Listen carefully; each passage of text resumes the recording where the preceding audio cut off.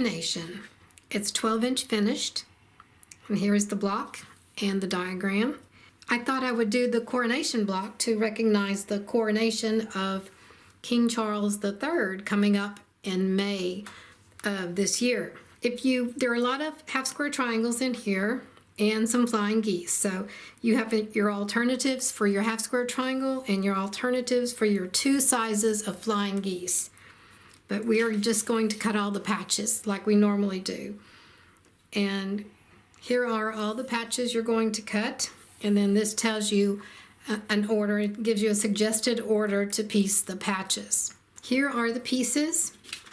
We have some squares and some small triangles, and then a little bit larger triangles. So we have a lot of triangles in this coronation block. The first thing I'm going to do are piece these half square triangles and then the flying geese.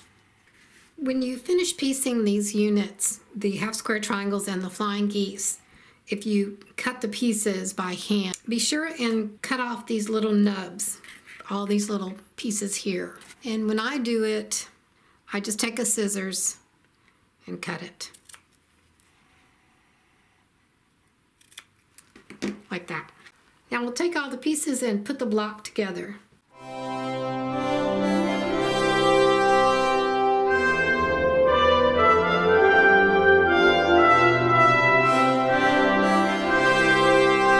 And now we'll just piece it all together.